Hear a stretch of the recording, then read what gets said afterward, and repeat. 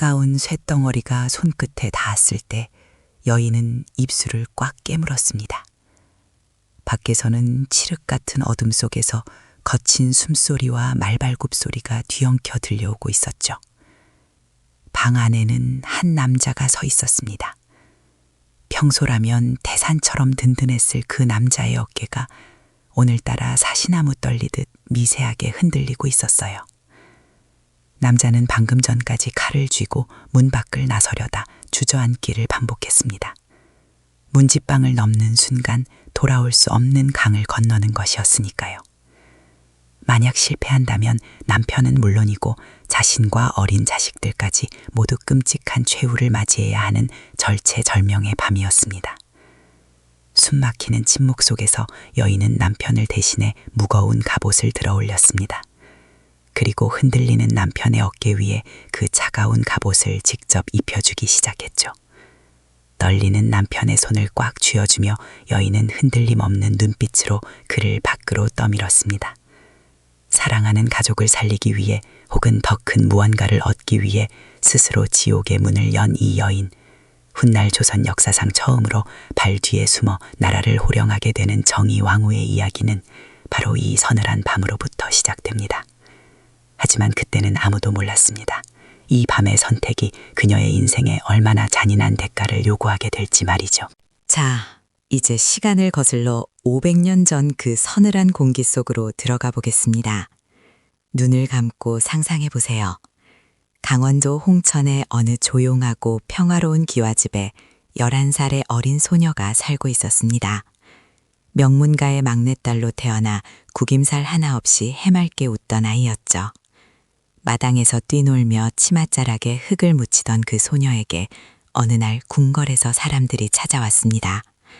원래는 언니를 보러 온 사람들이었지만 유독 호기심 많고 눈빛이 반짝이던 막내딸을 보고는 그 기운이 예사롭지 않다며 고개를 끄덕였죠. 그렇게 11살이라는 아주 어린 나이에 소녀는 가족의 품을 떠나 거대한 궁궐의 높은 담장 안으로 걸어 들어가게 되었습니다. 화려하지만 어딘가 숨이 막히는 붉은 기둥들 사이로 소녀는 자신보다 고작 1살 많은 12살의 소년과 마주섰습니다. 훗날 조선의 7번째 왕 세조가 되는 수양대군이었죠. 두 어린아이는 무거운 홀레복을 입고 서로를 힐끗거리며 수줍게 웃었을 겁니다. 그때만 해도 두 사람 모두 자신들이 훗날 조선의 역사를 피로 물들이고 왕좌에 오를 것이라고는 꿈에도 생각하지 못했습니다. 궁궐 생활은 생각보다 따뜻하게 흘러갔습니다. 소녀는 시아버지인 세종과 시어머니 소원왕후의 사랑을 한 몸에 받았거든요. 윗사람의 말에 순종하고 몸가짐이 바랐던 터라 궁궐 어른들의 눈에는 그저 흠잡을 데 없이 예쁜 며느리였습니다. 시어머니는 이 어린 며느리를 너무나 아낀 나머지 첫 아이를 낳을 때 궁궐 밖으로 나가야 하는 엄격한 법도 마저 깨풀이고 자신의 곁에서 출산하도록 허락해 주었을 정도였죠. 든든한 남편과 예쁜 아이들, 그리고 시부모의 넘치는 사랑까지. 소녀에서 여인으로 성장하는 동안 그녀의 삶은 따스한 봄날의 연속이었습니다. 하지만 영원할 것 같던 봄날은 시아버지 세종이 세상을 떠나면서 서서히 금이 가기 시작했습니다. 뒤이어 왕위에 오른 시아주번이 문종마저 몸이 약해 얼마 지나지 않아 세상을 떠나버렸죠. 그리고 고작 12살에 불과한 어린 조카 단종이 그 무거운 왕관을 쓰게 되었습니다. 궁궐의 공기가 달라지는 것은 순식간이었습니다. 어린 왕을 둘러싸고 대신들의 목소리는 하루가 다르게 높아졌고 궁궐 복도에는 늘 서늘한 긴장감이 맴돌았죠. 여인은 남편의 눈빛이 예전과 달라졌다는 것을 누구보다 먼저 눈치챘을 겁니다. 밤마다 남편의 거처로 낯선 사내들이 은밀하게 드나들었고 방 안에서는 낮고 무거운 목소리들이 엉켜 새어나왔습니다.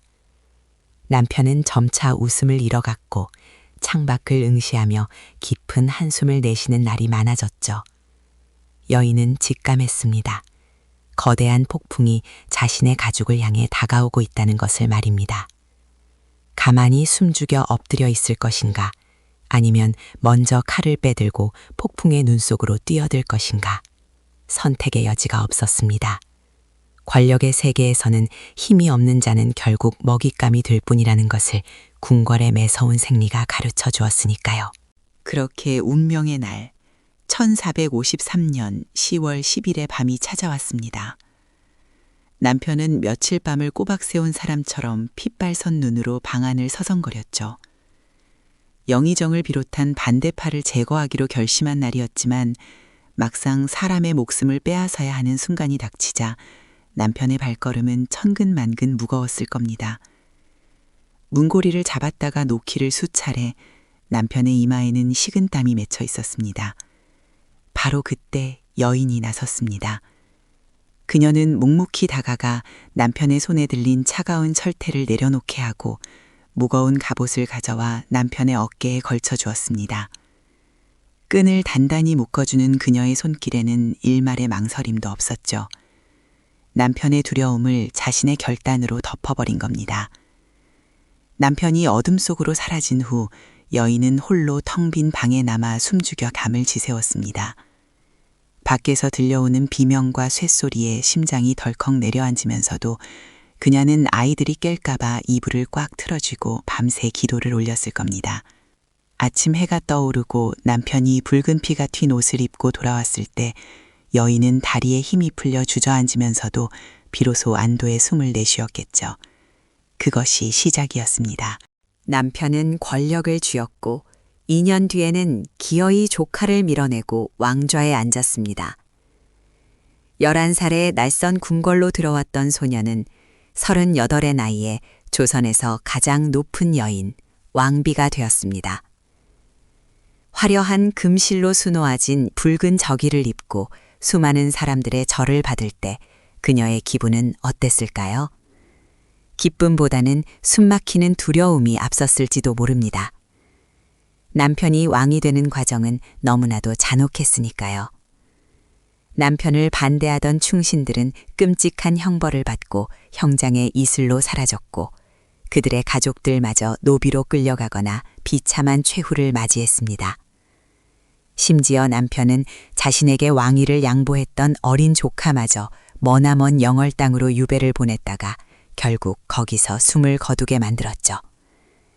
궁궐 곳곳에는 억울하게 죽은 자들의 피울음 소리가 환청처럼 떠도는 듯했습니다. 왕비의 자리에 앉은 여인은 밤마다 가위 눌림에 시달려야 했습니다. 남편의 손에 피가 묻어갈수록 그녀가 감당해야 할 업보의 무게도 함께 커져만 갔습니다. 하지만 그녀는 단 한 번도 남편을 원망하거나 흔들리는 모습을 보이지 않았습니다. 자신이 갑옷을 입혀보낸 남편이었기에 그 대가마저 온전히 함께 짊어지기로 결심했던 것이죠. 하지만 운명은 그녀의 굳은 결심을 비웃기라도 하듯 가장 잔인한 방식으로 청구서를 내밀기 시작했습니다. 어느 가을날이었습니다. 남편 세조가 식은땀을 흘리며 비명을 지르다 깨어나는 일이 잦아졌죠. 남편은 억울하게 세상을 떠난 어린 조카의 어머니가 꿈에 나타나 저주를 퍼부었다며 몸을 떨었습니다. 네가 내 아들의 목숨을 빼앗았으니 나도 네 아들을 데려가겠다. 그 끔찍한 목소리가 귓가를 맴돈다고 했죠. 여인은 남편의 이마에 맺힌 땀을 닦아주며 그저 악몽일 뿐이라고 다독였지만 그녀의 등골에도 서늘한 한기가 스치고 지나갔습니다. 그리고 불길한 예감은 어김없이 현술이 되어 나타났죠. 눈에 넣어도 아프지 않을 장남, 그토록 총명하고 성품이 따뜻해 모두의 기대를 한몸에 받던 20살의 의경세자가 갑자기 시름시름 앓기 시작한 겁니다. 여인은 밤낮을 가리지 않고 아들의 병구 안에 매달렸습니다. 차가운 수건으로 아들의 뜨거운 이마를 닦아내고 쓴 약을 직접 다려 먹이며 제발 살려달라고 하늘에 빌고 또 빌었죠. 하지만 아들의 얼굴은 하루가 다르게 흑빛으로 변해갔고 숨소리는 점점 가빠졌습니다. 어느 깊은 밤 아들의 가냘픈 숨이 영원히 멈추던 순간 여인은 세상이 무너지는 듯한 충격에 비명조차 지르지 못했습니다. 품에 안은 아들의 몸이 차갑게 식어가는 것을 느끼며 그녀는 가슴을 치고 또 쳤습니다. 내가 남편에게 갑옷을 입혀준 죄악이 결국 내 아들의 목숨으로 돌아온 것인가. 숨을 쉴 수 없을 만큼 지독한 고통 속에서 그녀는 피눈물을 흘렸습니다. 남편 세조 역시 큰 충격에 빠져 불교에 깊이 의지하기 시작했죠. 전국 곳곳에 절을 짓고 탑을 세우며 죄를 씻어보려 발버둥쳤습니다. 하지만 비극은 이제 겨우 첫 장을 넘겼을 뿐이었습니다. 장남을 잃은 슬픔이 채 가시기도 전에 남편 세조의 몸에도 이상한 병이 번지기 시작했습니다. 온몸에 붉은 반점이 솟아나고 끔찍한 종기가 퍼져나가는 기이한 피부병이었죠. 실록에는 풍습이라 기록되었지만 궁궐 사람들은 모두 꿈에 나타난 귀신이 침을 뱉은 자리가 썩어 들어가는 것이라며 수군거렸습니다. 여인은 매일 밤 남편의 갈라진 피부에서 흐르는 고름을 닦아내야 했습니다. 살이 타들어가는 듯한 고통에 몸부림치는 남편을 껴안고 그녀는 하염없이 눈물을 흘렸죠. 한때 천하를 호령하며 서슬퍼런 칼날을 휘두르던 군주가 이제는 가려움과 통증에 짐승처럼 울부짖는 초라한 노인으로 변해가는 과정을 지켜보는 것은 뼈를 깎는 고통이었습니다. 남편은 병을 고치기 위해 온양의 뜨거운 온천을 찾아 헤맸지만 그 어떤 명약도 남편의 몸을 좀먹어 들어가는 병마를 멈추게 할 수는 없었죠. 결국 1468년 35년이라는 긴 세월 동안 운명을 함께했던 남편은 52살의 나이로 고통 속에서 눈을 감았습니다. 개유정란의 그 피비린내 나는 밤, 함께 갑옷을 묶으며 맹세했던 동반자가 끝내 참혹한 몰골로 그녀의 곁을 떠나버린 것입니다. 남편을 잃은 여인은 이제 50살의 대비가 되었습니다. 상복을 입고 거친 삼배옷에 얼굴을 묻은 채 울부짖고 싶었지만 그녀에게는 슬퍼할 시간조차 사치였습니다. 왕의 자리가 비어 있었고 조선이라는 거대한 대가 거센 풍랑 속에서 흔들리고 있었으니까요. 서둘러 차남 예종을 왕위에 올렸지만 그녀의 마음 한구석에는 늘 불안한 그림자가 맴돌았습니다. 그리고 그 불안은 정확히 1년 2개월 뒤 또 다른 재앙으로 그녀의 뒤통수를 쳤습니다. 건강하던 20살의 젊은 왕이 갑자기 쓰러져 며칠 만에 허망하게 숨을 거둔 것입니다. 12해 전 첫째 아들을 20살의 가슴에 묻었는데 이제 둘째 아들마저 똑같이 20살의 나이에 잃어버리다니요. 여인은 차갑게 식은 둘째 아들의 손을 붙잡고 짐승처럼 오열했습니다. 신이 있다면 어찌 이토록 잔인할 수 있단 말입니까? 자식 둘을 앞세운 어미의 속은 이미 새까맣게 타들어가 재가 되어버린 지 오래였습니다. 거울 속에 비친 자신의 얼굴은 이미 생기를 잃고 텅 빈 눈동자만 남아있었죠. 다 포기하고 싶었을 겁니다. 모든 권력을 내려놓고 차라리 차가운 바닥에 누워 아들들의 곁으로 가고 싶은 마음뿐이었겠죠. 하지만 그녀의 앞에는 굶주린 늑대처럼 권력을 노리는 대신들이 혀를 날름거리며 서 있었습니다. 왕실의 가장 큰 어른으로서 그녀가 무너지면 남편과 아들들이 지켜온 나라가 송두리째 흔들릴 위기였습니다. 여인은 피가 나는 입술을 깨물며 다시 한번 차가운 이성을 끌어올렸습니다. 눈물을 닦고 꼿꼿하게 허리를 펴고 일어났죠. 텅 빈 왕자의 주인을 찾아야 했습니다. 죽은 둘째 아들에게는 4살배기 핏덩이 아들이 있었고 먼저 죽은 첫째 아들에게는 14살짜리 장남과 13살짜리 차남이 있었습니다. 조정의 대신들은 서로의 이익을 계산하며 숨죽여 대비의 입만 바라보고 있었죠. 피를 토하는 심정 속에서도 여인의 머리는 차갑게 돌아갔습니다. 4살 배기는 너무 어렸고 14살짜리 장남은 몸이 약했습니다. 여인의 시선은 13살 난 차남 자을상군에게 멈췄습니다. 그는 똑똑하고 건강했으며 무엇보다 당시 조선 최고의 권력자였던 한명회의 사위였습니다. 핏줄의 순서로는 맞지 않는 파격적인 결정이었지만 갓 피어난 어린 왕이 무사히 살아남기 위해서는 강력한 권신의 방패가 필요하다는 것을 그녀는 뼈저린 경험으로 알고 있었습니다. 슬픔에 짓눌린 어미가 아니라 나라를 지켜야 하는 냉혹한 정치가로서의 결단이었습니다. 그렇게 13살의 어린 소년이 성종이라는 이름으로 왕위에 올랐고 조정의 대신들은 일제히 엎드려 여인에게 국정을 맡아달라 청했습니다. 여인은 자신이 글을 모른다는 이유로 며느리에게 자리를 양보하려 했지만 거듭된 간청에 결국 수렴청정을 수락하게 됩니다. 조선 역사상 단 한 번도 없었던 일, 여인이 왕을 대신해 천하를 호령하게 된 것입니다. 얇은 발이 처진 옥좌 뒤편, 여인은 고요히 앉아 있었습니다. 눈앞에는 수십 명의 늙은 대신들이 머리를 조아리고 있었죠. 글을 읽을 줄 몰랐던 그녀는 서류를 보는 대신 사람의 목소리와 숨소리, 미세한 떨림을 읽어냈습니다. 수십 년간 궁궐의 모략과 피바람 속에서 살아남은 그녀의 직관은 그 어떤 학자의 지식보다 날카로웠습니다. 신하들이 어려운 한자어를 섞어가며 교묘하게 이익을 챙기려 할 때면 그녀는 발 뒤에서 낮고 단호한 목소리로 그들의 폐부를 찌르는 질문을 던졌습니다. 어린 왕 성종이 직접 찾아와 의논할 때면 할머니로서 따뜻하게 조언하면서도 군주로서의 엄격함을 잃지 않도록 가르쳤죠. 남편이 남겨놓은 피 묻은 유산들을 하나둘씩 정리하고 억울한 자들의 한을 풀어주며 나라의 기틀을 단단하게 다져나갔습니다. 7년이라는 시간 동안 발 뒤의 여인은 흔들림 없는 나침반처럼 조선을 평화의 길로 이끌었습니다. 진짜 문제는 그 다음이었습니다. 손자 성종이 20살의 건장한 청년으로 성장하자 여인은 쥐고 있던 엄청난 권력을 미련 없이 바닥에 내려놓았습니다. 수많은 권력자들이 그 달콤한 독을 놓지 못해 피를 부르던 역사 속에서 그녀의 뒷모습은 너무나도 깨끗하고 서늘했습니다. 이제 무거운 짐을 벗어던졌으니 남은 여생은 맑은 차를 마시며 평온하게 보낼 수 있을 거라 기대했을까요? 하지만 비극의 균례는 아직 그녀를 놓아주지 않았습니다.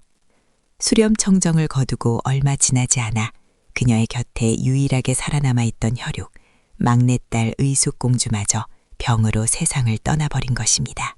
여인은 텅 빈 방 한가운데 덩그러니 앉아 있었습니다. 첫째 아들, 둘째 아들, 어린 나이에 요절한 첫째 딸, 그리고 마지막 남은 막내딸까지. 배 아파 낳은 4명의 자식이 모두 자신보다 먼저 차가운 땅 속으로 들어갔습니다. 세상 천지의 핏줄이라고는 아무도 남지 않은 완벽한 고립. 화려한 궁궐의 정막이 마치 거대한 무덤처럼 그녀를 짓눌렀습니다. 주름진 손으로 텅 빈 허공을 더듬으며 그녀는 무슨 생각을 했을까요? 수십 년 전 떨고 있는 남편의 어깨에 갑옷을 입혀주던 그 서늘한 밤이 떠올랐을 겁니다. 그때 내가 남편의 손을 잡고 도망쳤더라면, 권력이라는 저주받은 사과를 베어 물지 않았더라면 내 아이들이 내 곁에서 평범하게 늙어갈 수 있었을까? 하지만 시간을 되돌릴 수는 없었고 그녀의 가슴에는 만져지지 않는 거대한 구멍만이 뚫려 있었습니다. 65세 백발 노인이 된 여인은 몸과 마음이 모두 너덜너덜해진 채 남편이 생전에 다녀갔던 온양의 흰 궁으로 마지막 여행을 떠났습니다. 따뜻한 온천물에 지친 몸을 담그며 그녀는 남편의 채출을 찾으려 했는지도 모릅니다. 하지만 쇠약해질 대로 쇠약해진 그녀의 몸에 독감이라는 불청객이 찾아들었고 거친 기침 속에서 그녀의 호흡은 점차 잦아들었습니다. 1483년의 늦은 봄날, 창밖으로 꽃잎이 흩날리던 어느 날, 여인은 마침내 길고 고단했던 생의 끈을 놓았습니다. 남편이 떠난 지 15년 만에 모든 것을 다 잃고 나서야 비로소 남편과 아이들이 기다리는 곳으로 돌아갈 수 있었던 것입니다. 500년이 지난 지금 우리는 이 여인의 삶을 어떻게 바라봐야 할까요? 역사는 그녀를 남편을 왕으로 만든 지략가, 조선 최초로 수렴청정을 성공적으로 이끈 위대한 여성 정치인으로 기록합니다. 하지만 화려한 권력의 정점에 서기 위해 그녀가 지불해야 했던 대가는 너무나도 참혹했습니다. 사랑하는 자식들의 죽음을 차례로 지켜봐야 했던 어미의 찢어지는 가슴, 권력의 무게에 짓눌려 서서히 미쳐가던 남편을 돌보던 아내의 고독을 우리는 감히 상상조차 하기 어렵습니다. 이 이야기는 그저 먼 옛날의 낡은 역사가 아닙니다. 오늘날 우리도 매 순간 무언가를 얻기 위해 무언가를 포기하며 살아가고 있지 않나요? 직장에서의 성공을 위해 가족과의 따뜻한 저녁 식사를 미루고 더 높은 자리에 오르기 위해 누군가의 손을 뿌리치기도 합니다. 우리가 그토록 간절히 쥐고 싶어하는 그 갑옷이 어쩌면 훗날 우리를 찌르는 날카로운 가시가 될지도 모른다는 사실을 잊은 채 말입니다. 정의왕후는 자신이 선택한 길을 끝까지 걸어갔고 그 대가를 온몸으로 받아냈습니다. 만약 당신이 그 서늘한 가을밤 주저앉아 떨고 있는 남편의 곁에 서 있었다면 어떤 선택을 했을까요? 무거운 갑옷을 들고 남편의 등을 떠밀었을까요? 아니면 그 손을 잡고 어둠 속으로 숨어버렸을까요? 정답은 없습니다. 다만 그녀가 남긴 텅 빈 발 뒤의 정막만이 500년의 시간을 건너 우리에게 묵직한 질문을 던지고 있을 뿐입니다.